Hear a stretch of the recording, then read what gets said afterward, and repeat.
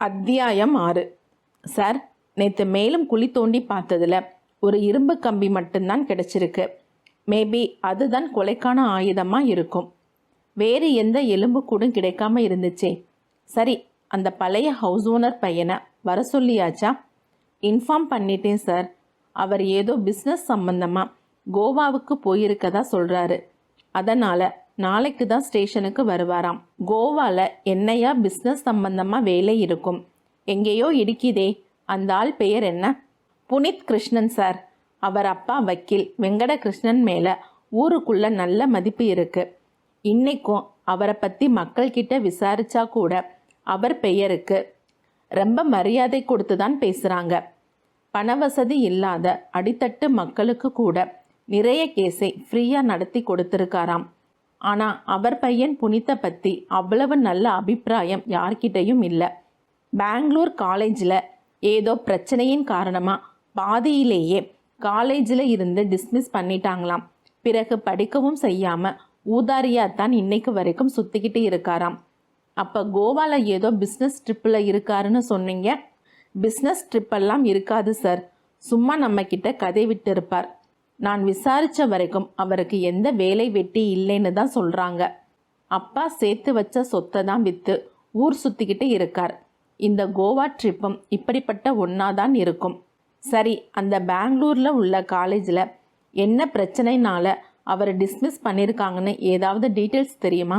இல்லை சார், இதை பற்றி விசாரித்து சொல்கிறேன். கரியப்பாவும் ராம்லுவும் மும்மரமாக விசாரணை சார்ந்து பேசிக்கொண்டிருக்கும் போது கரியப்பாவின் முன் வைக்கப்பட்டிருந்த தொலைபேசி அலறியது. ஹலோ, இன்ஸ்பெக்டர் கரியப்பா ஹியர் என்று தன்னை அறிமுகப்படுத்தி கொண்ட கரியப்பா தொலைபேசியில் பேசத் தொடங்கினார். சார், நான் ஃபாரன்சிக் டிபார்ட்மெண்ட்டில் இருந்து கோகுல் பேசுகிறேன் என்று மறுமுனை நபர் கரியப்பாவிடம் தன்னை அறிமுகப்படுத்தி கொண்டார். சொல்லுங்க மிஸ்டர் கோகுல், ரிப்போர்ட் ரெடி ஆகிடுச்சா? ஆமாம் சார், ஆல்மோஸ்ட் முடிஞ்சிருச்சு. கொஞ்சம் ஆஃபீஸ் ஒர்க் மட்டும்தான் இருக்குது. அதுவும் இன்னைக்கு முடிஞ்சிடும். நீங்கள் அர்ஜென்ட்டுன்னு சொன்னதுனால தான் கேஸை பற்றின முக்கியமான இன்ஃபர்மேஷனை மட்டும் உங்ககிட்ட ஷேர் பண்ணிக்கலான்னு ஃபோன் பண்ணினேன். தேங்க்யூ கோகுல். சொல்லுங்கள்.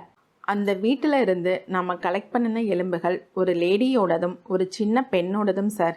டிஎன்ஏ அனாலிசிஸ் படி அவங்க 2 பேரும் அம்மா குழந்தையாக இருக்க நிறைய வாய்ப்பு இருக்குது. நம்ம குழிக்கு வெளியிலே இருந்து எடுத்த எலும்பு ஆட்டு எலும்பு தான். இதில் நாம் முக்கியமாக கவனிக்க வேண்டிய விஷயம் என்னன்னா, அந்த 3மே சுமார் 15 வருஷத்துக்கு முன்னாடி தான் மண்ணுக்குள்ளே புதைச்சி இருக்காங்க. அப்படியா? Any murder chance? Yes sir. குழந்தையோட முன் தலையிலேயும் அம்மாவோட பின் தலையிலேயும் ஏதோ ஒரு கடினமான பொருளால் பயங்கரமாக அடித்து கொலை செய்யப்பட்டதற்கான வாய்ப்பு அதிகமாக இருக்குது சார். மேபி அந்த குழியில் இருந்து நாம் ரெக்கவர் பண்ணின கம்பியை கூட கொலைகாரன் ஆயுதமாக யூஸ் பண்ணியிருக்கலாம். அப்படியும் இருக்கலாம் கோகுல். இறக்கும்போது அந்த 2 பேரோட வயசு என்னவா இருந்திருக்கும்? அப்ராக்சிமேட்டாக அம்மாவோட வயசு ஒரு 40, குழந்தையோட வயசு 10ஆகவும் இருக்கும். அந்த கேஸோட கம்ப்ளீட் ரிப்போர்ட்ஸும் ஒரு 2 நாளைக்குள்ளே உங்கள் கைக்கு கிடைச்சிடும். Okay, thank you once again mister Gokul. Thank you very much sir. இந்த கேஸ் உங்கள் கெரியரில் மறக்க முடியாத ஒரு கேஸாக இருக்கும் sir. I do think so Gokul என்று கூறியவாறு தன் தொலைபேசியின் அழைப்பை துண்டித்தார் கரியப்பா. அம்மா குழந்தை கொலை, அதுவும் 10 வயது சிறுமி. இதை எண்ணிய கரியப்பாவின் மனதில் ஏதோ ஒரு கவலை தோய்ந்த தவிப்பும் கோபமும் கொப்பளித்து கொண்டிருந்தது. இந்த கேஸில் பல மர்மங்கள் இருக்குன்னு தோணுது. 10-20 வருஷத்துக்கு முன்னாடி நம்ம ஸ்டேஷனில் பதிவாகி இன்னும் முடியாமல் கிடப்பில் இருக்கிற மிஸ்ஸிங் கேஸ் ஃபைல்களை எல்லாத்தையும் உடனே என் டேபிளுக்கு கொண்டு வர சொல்லுங்க. மேக் இட் ஃபாஸ்ட் என்று விசாரணையில் தன்னை முழுமையாக ஈடுபடுத்த தயாரான இன்ஸ்பெக்டர் கரியப்பா எஸ்ஐ ராம்லுவிடம் கட்டளையிட்டார். அத்தியாயம் 7. ஆராதனா மற்றும் ஆரியாவின் வகுப்பை சார்ந்த மாணவ மாணவிகள் தங்கள் ஹம்பி பயணத்தை எதிர்நோக்கி கல்லூரி வளாகத்தில் மதியம் 1 மணி அளவு கூடியிருந்தனர்.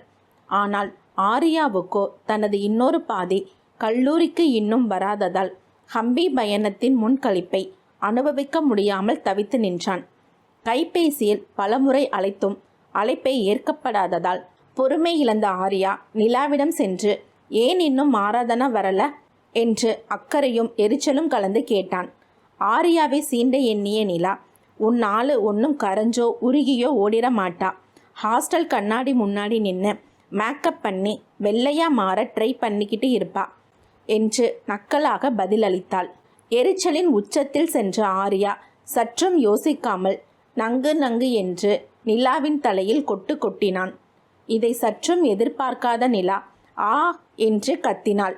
கொட்டு விழுந்த இடத்தை தடவியவாறே, எதுக்குடா கொட்டுன என்று பாவமாக நிலா கேட்டாள். பின்னர் ஆர்யாவின் முகத்தில் நடமாடிய கடுகடுப்பை புரிந்து கொண்ட அவள், ஆராதனா லாங் டிராவல் போகிறதால அவளோட சிவலிங்கத்துக்கு பூஜை பண்ணிக்கிட்டு இருந்தா.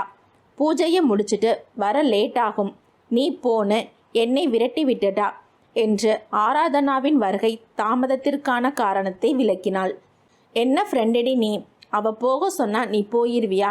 இனி லக்கேஜ் எல்லாம் அவ தான் தனியாக தூக்கிட்டு வரணும் என்று நிலாவிடம் ஆர்யா முரண்டு பிடித்தான். ஆமாண்டா, உன் ஆளுக்கு லக்கேஜ் தூக்க தான் என் அப்பா ஃபீஸ் கட்டி இந்த காலேஜுக்கு அனுப்பியிருக்காரு பாரு என்று நியாயமான கேள்விகளை கேட்டாள் நிலா. இருவரும் ஆயுத எழுத்து விவாதத்தில் பங்கு கொண்டிருந்த சமயம் தூரமாக ஆராதனா வருவதை நிலா பார்த்தாள். அதோ உன் ஆளு வந்தாச்சு, உனக்கு தைரியம் இருந்தா அவகிட்ட ஏன் லேட்டாக வந்தேன்னு கேட்டு மண்டையில் ஒரு கொட்டுவை பார்க்கலாம். அவளை கொட்ட முடியாதுன்னு தெரிஞ்சுதான் உன்னை கொட்டினேன். ஓடி போயிரு, இல்லைனா இன்னும் கொட்டு வாங்குவ. போடா, உங்கள் 2 பேருக்கும் என்னை வச்சு காமெடி பண்ணுறதே வேலையாக போச்சு. என்னடி 2 பேரும் ஏதோ பாகிஸ்தான் மேலே குண்டு போடுறதுக்கு பிளான் பண்ணுறது போல சீரியஸாக பேசிக்கிட்டு இருக்கீங்க. போடி, நீ லேட்டாக வர்றதுக்கெல்லாம் நான் அடி வாங்க வேண்டியிருக்கு தெரியுமா? உன்னை யார் அடித்ததுன்னு சொல்லு, அடித்தவனை ஆர்யா வச்சு தூக்கிடுவோம். அடித்ததே உன் அடிமை தாண்டி. அடிமை என்று சொன்னதில் கடுப்பான ஆர்யாவும் ஆராதனாவும் நங்கென்று ஒரே நேரத்தில் நிலாவின் தலையில் கொட்டினர். இனி இங்கு நின்றால் கொட்டியே நம் தலையில் பாப் ஹேர் ஸ்டைல் வர வைத்து விடுவார்கள் என்று உணர்ந்த நிலா அந்த இடத்தை காலி செய்தாள். மேடம் பஸ் கிளம்பி போனதுக்கப்புறம் வர வேண்டியது தானே என்று சொன்னான் ஆர்யா. ஆர்யா, உனக்கே இது கொஞ்சம் ஓவரா இல்லை? 2 மணிக்கு தான் இங்கே இருந்து கிளம்ப போகிறோம். நான் தான் 1:30க்கே வந்துட்டேன்ல, அப்புறம் என்ன? எத்தனை வாட்டி உனக்கு ஃபோன் பண்ணினேன், உனக்கு அதை கூட எடுத்து பேச முடியாதா? முடியாதுடா என்றாள் நக்கலாக. இந்த பதிலால் ஆர்யா கோபத்தின் உச்சிக்கே சென்று விட்டான் என்பதை அவன் கண்களில் சுருக்கி முறைப்பதில் இருந்தே புரிந்து கொண்டாள் ஆராதனா. ஆர்யா, நிஜமாகவே எடுக்க முடியல. கிளம்பி வர்றப்ப ஒரு பதட்டத்தில் அவசரப்பட்டு லக்கேஜுக்குள்ளே ஃபோனை போட்டுட்டேன். சரி, காலேஜுக்கு வந்து பார்த்துக்கலான்னு விட்டுட்டேன். மொபைல் ரிங்கான சவுண்டு கூட எனக்கு கேட்கல.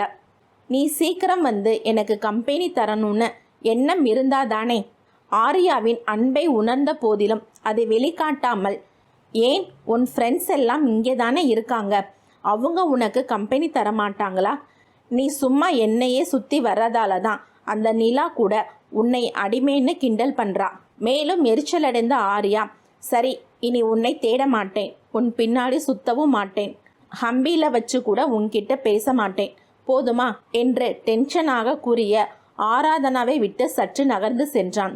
ஆர்யாவின் குழந்தைத்தனம் கலந்த அன்பை ரசித்த ஆராதனா அவனை மேலும் கடுப்பாக்க விரும்பாமல் சமாதானம் செய்ய முடிவெடுத்து அவன் அருகே நெருங்கி சென்றாள். நான் ஏன் காலேஜுக்கு லேட்டாக வந்தேன்னு எருமைக்கு தெரியுமா? ஆர்யா பதில் எதுவும் பேசாமல் மௌனம் சாதித்தான். பதில் சொல்லு. மறுபடியும் ஆர்யா வாய் திறக்காமல் மௌனம் காத்தான். இதனால் அவனை பேச வைக்க தன் வழக்கமான ஆயுதத்தை கையில் எடுத்தாள் ஆராதனா. நீ பேச மாட்ட அப்படித்தானே? சரி, நீ பேசுகிற வரைக்கும் நான் இனி சாப்பிட மாட்டேன், சரியா? பஸ்ஸில் வச்சு மயங்கி கூட விழுவேன். யாராவது அப்போ வந்து சாப்பிடு சாப்பிடுன்னு சொல்லட்டும், அப்போ பார்த்துக்கிறேன் அவங்களை.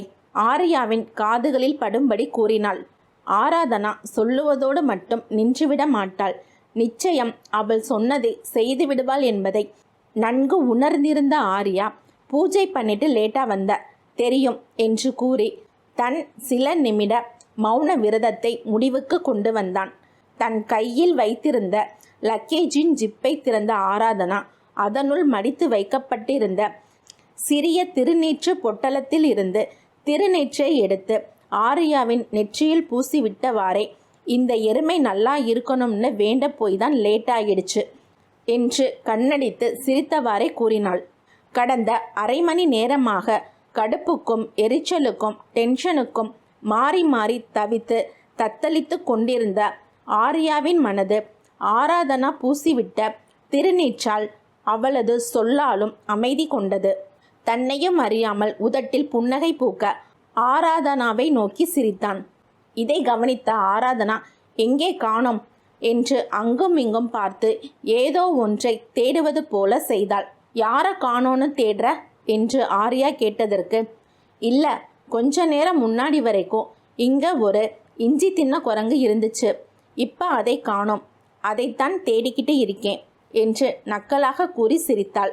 ஆரியாவும் ஆராதனாவும் புன்முறுவல் பூத்து பேசிக்கொண்டே இருக்க அங்கு வந்த ஹச்சோடியும் டாட்நெட் மேடமும் மாணவர்கள் அனைவரையும் பேருந்தில் ஏறுமாறு கூறினார்கள்.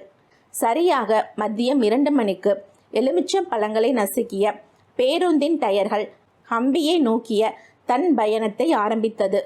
கல்லூரியின் பருவத்திற்கே உரிய இளமை துள்ளல் சற்று தூக்கலாகவே அப்பேருந்துக்குள் தென்பட்டது. ஒவ்வொரு வண்டியையும் பேருந்து முந்தும் போது ஓஹோ என்ற சத்தமும் விசில் சத்தமும் விண்ணை முட்டியது. ஆடல் என்று எழுத தெரியாதவர்கள் கூட ஓடும் அந்த பேருந்தில் பல மூமெண்ட்டுகளை போட்டு ஆடிக்கொண்டிருந்தனர். குறைந்தபட்ச மூமெண்ட் என்ற பெயரில் கம்பியை பிடித்து துள்ளி கொண்டு இருந்தனர். ஆரியாவும் ஆராதனாவும் மற்றவர்களுக்கு சற்றும் சளைக்காமல் கொண்டாடி மகிழ்ந்து கொண்டிருந்தனர். அது மட்டுமா, அவ்வப்போது கண்களால் பேசி தங்கள் காதலையும் வெளிப்படுத்தி கொண்டிருந்தனர். அத்தியாயம் 8. இன்ஸ்பெக்டர் கரியப்பா ஃபாரன்சிக் டிபார்ட்மெண்ட்டில் இருந்து அனுப்பி வைக்கப்பட்ட ரிப்போர்ட்டை பக்கத்திற்கு பக்கம் கவனமாக படித்து கொண்டிருந்தார். அப்போது, சார், உள்ளே வரலாமா என்று அனுமதி கேட்ட எஸ்ஐ ராம்லுவை உள்ளே வருமாறு அழைத்தார் கரியப்பா. சொல்லுங்க ராம்லு. சார், மிஸ்ஸிங் கேஸ் பற்றின தகவல்களை கலெக்ட் பண்ணிட்டேன். வெரி குட், சொல்லுங்க. நம்ம ஸ்டேஷனில் கடந்த 10-20 வருஷத்துக்கு முன்னாடி வரைக்கும் 14 மிஸ்ஸிங் கேஸ் ஃபைல் ஆகியிருக்கு. அதில் 10 கேஸ் முன்னாடியே சால்வ் ஆகிடுச்சு. மீதமுள்ள 4 கேஸ் தான் சால்வ் ஆகாமல் எந்த லீடும் கிடைக்காம கிடப்பில் கிடக்குது. இந்த 4 பெண்டிங் கேஸில் அம்மா பொண்ணு யாராவது காணாமல் போயிருக்காங்களா? இல்லை சார், 2 கேஸில் ஆண்கள் தான் மிஸ்ஸிங். மிச்சம் இருக்கிற 2மே குழந்தைகள் சம்பந்தமான கேஸ். என்ன வயசு அந்த குழந்தைகளுக்கு? மிஸ் ஆன டைமில் ஒரு குழந்தையோட வயசு வெறும் 2 தான். இன்னொரு குழந்தையோட வயசு 9 சார். கிட்டத்தட்ட ஃபாரன்சிக்கில் சொன்ன குழந்தையோட வயசு தான். இது சம்பந்தமான ஃபைல் இதோ இருக்கு சார். ஃபைல்களை கரியப்பா முன் போடப்பட்டிருந்த மேஜை மீது வைத்தார் எஸ்ஐ ராம்லு. சார், குழந்தை மிஸ்ஸிங்னு குழந்தையோட அம்மா கிட்ட இருந்து கம்ப்ளைண்ட் வந்திருக்கு. அந்த குழந்தையோட பெயர் பிரியா, அம்மாவோட பெயர் சந்திரலேகா. சாயங்காலம் ஸ்கூல் முடிஞ்சு வந்த குழந்தை வீட்டுக்கு திரும்பி வரல. கேஸில் எந்த லீடும் இல்லாததால அப்படியே கிடப்பில் கிடக்குது. இந்த கேஸை எங்கே இருந்து தொடங்குறதுன்னே புரிய மாட்டேங்குது. நம்ம கிட்ட 2 எலும்புக்கூடு மட்டும்தான் இருக்கு. குழி இருந்த வீட்டோட பழைய ஓனரும் இப்போ உயிரோட இல்லை. ஏதாவது அம்மா பொண்ணு மிஸ்ஸிங் கேஸ் பெண்டிங்கில் இருந்தால் அந்த கேஸில் ஒரு லீடு கிடைச்சா நெக்ஸ்ட் லெவலுக்கு போகணும்னு நினச்சேன். ஆனால் இந்த மிஸ்ஸிங் கேஸ் இந்த கேஸுக்கு உதவுமான்னு தெரியலை. சரி, எதுக்கும் குழந்தையோட அம்மா யாரு, இப்போ எங்கே இருக்காங்கன்னு விசாரிச்சு ஸ்டேஷனுக்கு வர சொல்லுங்க. Okay sir. இன்ஸ்பெக்டர் கரியப்பாவும் ராம்லுவும் இவ்வாறு பேசி கொண்டிருக்கும் போது அங்கே வந்த கான்ஸ்டபிள், சார், புனித்னு ஒருவர் உங்களை பார்க்க வந்திருக்கார் என்று கரியப்பாவிடம் கூறினார். புனித் யார் என்று சற்று யோசித்த கரியப்பா ராம்லுவை நோக்கி, புனித்னா அந்த வக்கீல் வெங்கடகிருஷ்ணனோட பையன்தானே என்று கேட்டார். அதற்கு ராம்லு, ஆமாம் சார், அந்த கோவா பார்ட்டியே தான் என்று கரியப்பாவிற்கு ஞாபகம் ஊட்டினார். இதை கேட்ட சற்று சிறிய சிரிப்பை வெளிப்படுத்தினார் கரியப்பா. அவரை உள்ள வர சொல்லுங்க என்று கான்ஸ்டேபிளிடம் கட்டளையிட்டார். Glad to meet you inspector என்று மலர்ந்த முகத்துடன் போலீஸ் விசாரணைக்கு வந்துள்ளோம் என்று சிறு அச்சமோ பதட்டமோ இன்றி இன்ஸ்பெக்டர் அறையினுள் நுழைந்தார் Puneet Krishna. Nice to meet you, please take your seat mister Puneet என்று வரவேற்று அவரை அமர சொன்னார் inspector Kariappa. Thank you inspector. Mister என்றவாறு இன்ஸ்பெக்டரின் பெயரை அறிய அவரின் நேம் பேட்சை உற்று நோக்கினார் புனித். புனித்தின் செய்கையை கவனித்த Kariappa, mister Kariappa my name என்று காக்கிகளுக்கே உரிய கர்வத்துடன் கூறினார். Okay, nice. அப்புறம் சொல்லுங்க சார், என்ன விஷயமா என்னை வர சொல்லியிருந்தீங்க? நீங்கள் கேள்விப்பட்டிருப்பீங்களே, உங்கள் வீட்டில் இருந்து எலும்பு துண்டுகள் கிடைச்சதை பற்றி. சாரி சார், அது இப்போ என் வீடு இல்லை. 6 மாதத்துக்கு முன்னாடியே அந்த வீட்டை வித்துட்டேன். இன்ஃபேக்ட் அந்த வீட்டை ரொம்ப வருஷம் முன்னாடியே விற்க ட்ரை பண்ணினேன். ஆனால் அப்பா இருக்கிற வரைக்கும் அந்த வீட்டை விற்க விடலை. Yes, I note that.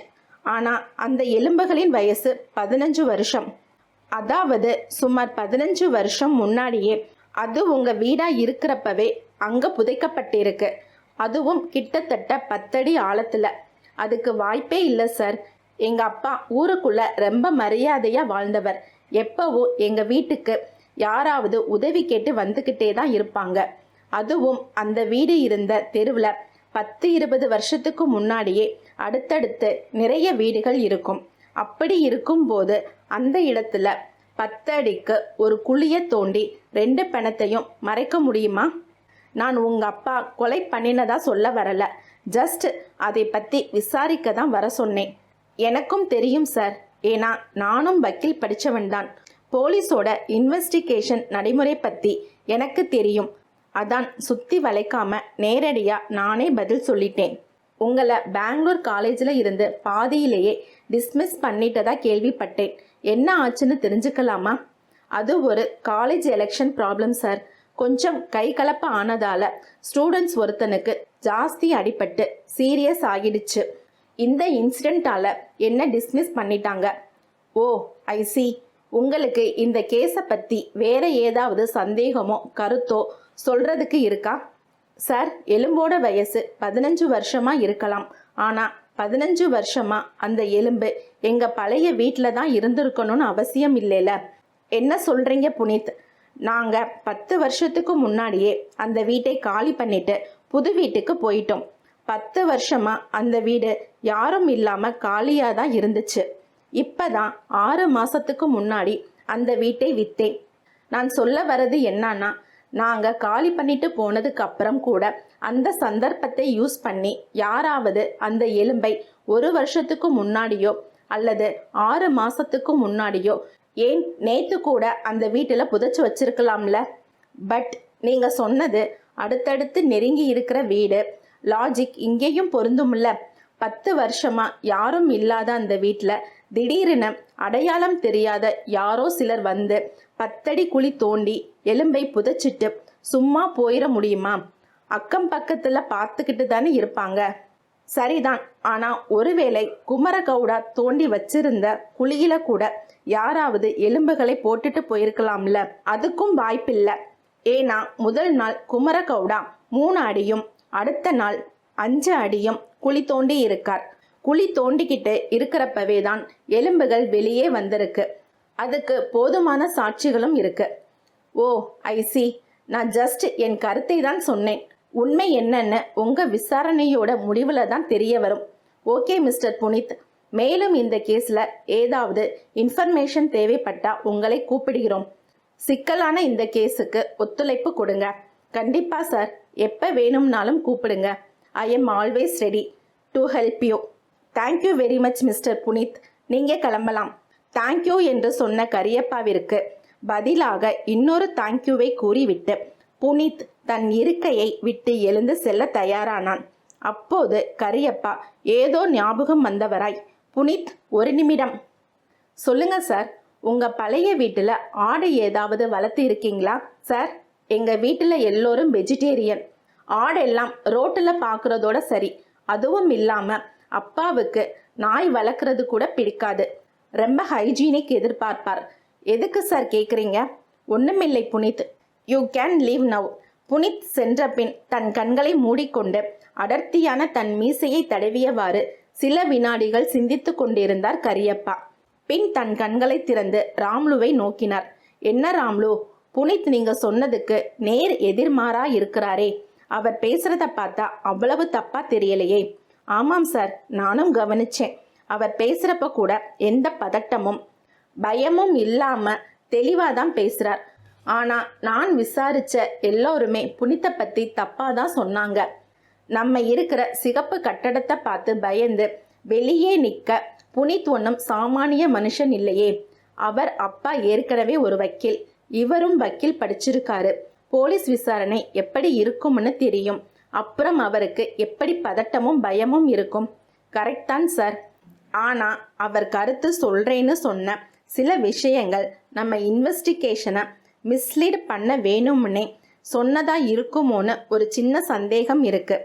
பார்க்கலாம், விசாரணை முடியும் போது புனித் உண்மையிலேயே புனிதரான்னு தெரிஞ்சிடும். ஆனா சார், இந்த கேஸ் ரொம்ப குழப்பமா இருக்கு. குழியில இருந்து ஒரு ஆட்டோட எலும்பு நமக்கு கிடைச்சிருக்கு. அதுவும் 15 வருஷத்துக்கு முன்னாடியே அந்த 2 டெட் பாடி கூடயே புதைக்கப்பட்டிருக்கு. ஆனா அதே நேரத்துல அந்த வீட்டுல குடியிருந்த எல்லோருமே வெஜிடேரியன், நாய் கூட வளர்க்க விரும்பாதவங்க. ஒண்ணுமே புரியல சார். ஆமா ராம்லு, நீங்க சொல்றது சரிதான். இந்த கேஸ் ரொம்ப குழப்பமா தான் போகுது. நீங்க எதுக்கும் இந்த மிஸ்ஸிங் கேஸை இதுக்கு முன்னாடி விசாரிச்ச இன்ஸ்பெக்டர் யாருன்னு பாருங்க, அவர்கிட்ட பேசி பார்க்கலாம். ஓகே சார் என்றார் ராம்லு. அத்தியாயம் 9. சரியாக காலை 6 மணி. கல்லூரி பேருந்து ஹம்பியை நோக்கி முன்னேறி சென்று கொண்டிருந்தது. அப்பொழுது ஆராதனாவின் தூக்கம் மெல்ல கலைந்து கொண்டிருந்தது. அவளது கண்கள் கஷ்டப்பட்டு திறந்தன. அவளையும் ஓட்டுநரையும் தவிர கல்லூரி பேருந்தில் அனைவரும் தூங்கி வழிந்து கொண்டிருந்தனர். புயலுக்கு பின் அமைதி போல நேற்று மதியம் முதல் இரவு வரை மாணவர்களின் சத்தத்தில் அதிர்ந்து கொண்டிருந்த அப்பேருந்துக்குள் தற்போது அமைதியாக வாக்கிங் சென்று கொண்டிருப்பதை தூக்கம் கலைந்து கண் விழித்த ஆராதனா உணர்ந்தாள். தன் பார்வையை பேருந்துக்கு வெளியே பரவச் செய்தாள் ஆராதனா. சுற்றெரிக்கும் சூரியன் குளித்து முடித்துவிட்டு குளுமையாக பாத்ரூமில் இருந்து வெளியே வருவதைப் போல மலைகளுக்கு நடுவே வெப்பமின்றி உதயமாகி கொண்டிருந்தார்.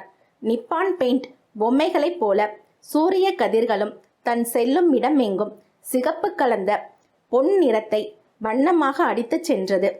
அவளின் கண்களுக்கு இனிமையாக தென்பட்டது. குளிர்ந்து வீசும் மெல்லிய காற்றை உணர பேருந்தின் ஜன்னலை ஆராதனா சற்று திறந்து வைத்தாள். ஜன்னல் வழியே துள்ளி குதித்து ஓடி வந்த மார்கழி பனிக்காற்று அவளின் அடர்த்தியான கருங்கூந்தலுடன் மகிழ்ச்சியாக விளையாடி சென்றது. செல்லும் வழிகளில் மலைகளின் மீது இருந்து பெரிய பெரிய பாறைகள் ஊருக்குள் புதியதாய் யார் வருகின்றனர் என்று உளவு பார்த்து கொண்டிருப்பதை போல அவளுக்கு தோன்றியது. அதே சமயம் பசுமை நிறைந்த வயல்வெளிகளும் வாழை மரங்களும் சாலையில் இருபுறமும் கூடி நின்று பேருந்தை வரவேற்பது போல அவளுக்கு தெரிந்தது.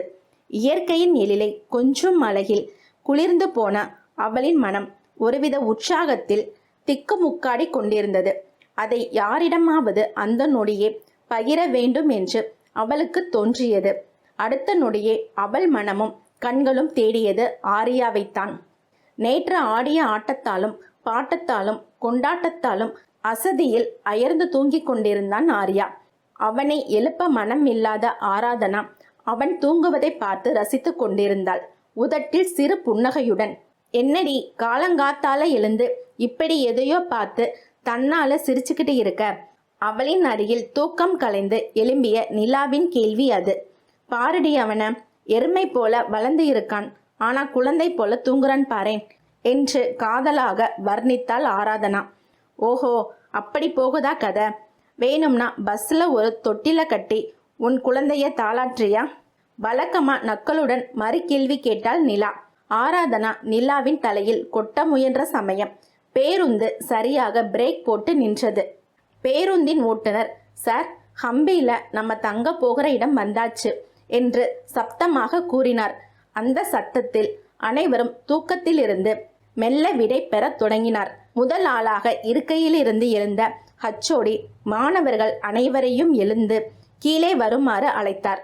பலரும் தூக்க கலக்கத்தில் எழுந்து தங்கள் லக்கேஜ்களை எடுக்க காவல் நின்று கொண்டிருந்தனர். கொட்டாவி விட்டு கொண்டே தூக்கம் சரியாக கலையாமல் நின்று கொண்டிருந்த ஆர்யாவின் அருகே சென்ற ஆராதனா செல்லமாக ஒரு கொட்டு வைத்தாள்.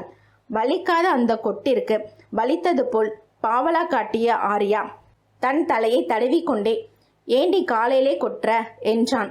ஆமாம், ஹம்பின்னு 3 நாளாக புலம்பிக்கிட்டு இன்னைக்கு என்னடானா ஹம்பிக்கு வந்தது கூட தெரியாம தூங்கிக்கிட்டு இருக்க. காலையில ஹம்பிக்கு வந்த வழி எவ்வளவு அழகா இருந்துச்சு தெரியுமா?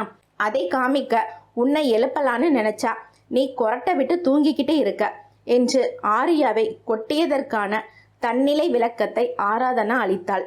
நான் தான் சொன்னேல உனக்கு ஹம்பி ரொம்ப பிடிக்கும்னு. இன்னும் பாரு, உனக்கு இங்கே நிறைய ஆச்சரியம் காத்துக்கிட்டு இருக்கு என்றான் ஆர்யா. ஸ்டூடெண்ட்ஸ், கரெக்டாக 8 மணிக்கு ரூமை விட்டு வெளியே வந்துடுங்க. நம்மளோட 3 நாள் ப்ரோக்ராம் என்னன்னு, இன்னைக்கு நாம் என்ன பண்ண போகிறோம் என்பதை பற்றி எல்லாம் ப்ரோக்ராம் ஆர்கனைசர் இங்கே வந்து சொல்லுவார். அதன்படி தான் நாம் நடக்கணும். So be quick, be in time என்று ஹச்ஓடி கட்டளை விதிக்க மாணவர்களும் அதன்படி தங்கள் அறைகளுக்குள் சென்று தயாராக ஆரம்பித்தனர். அத்தியாயம் 10. காலை 7 மணி. புனித் கிருஷ்ணாவின் கைபேசி ஒலித்து கொண்டிருந்தது.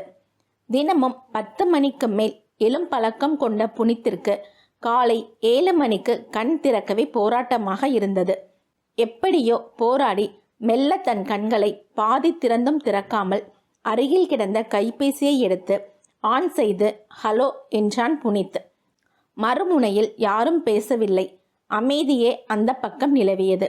எரிச்சல் அடைந்த புனித், ஹலோ, யார் ஃபோன்ல என்று தன் குரலை காட்டமாக மாற்றி கத்தினான்.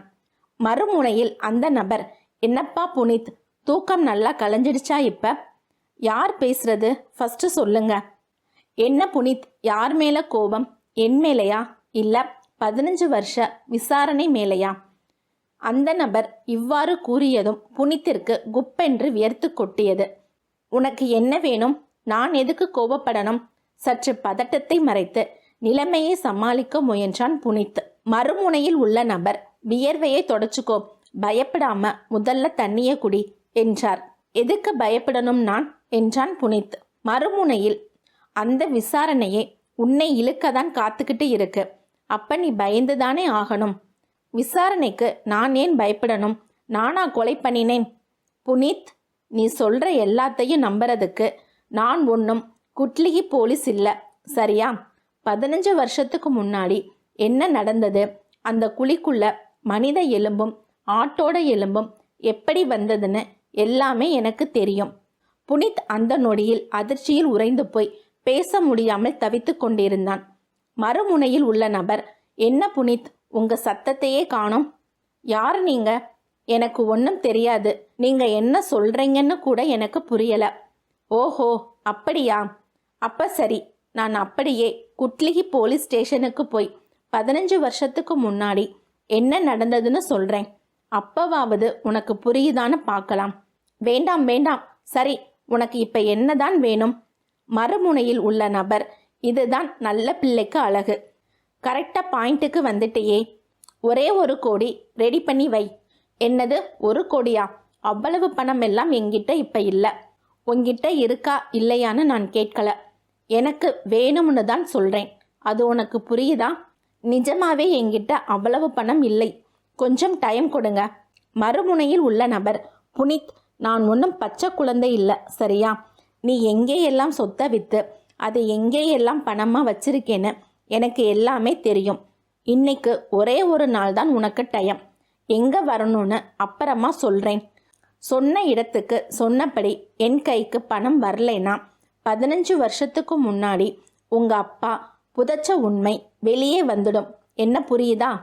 சரி, நீங்கள் சொன்னபடியே நான் செய்கிறேன் என்றான் புனித்.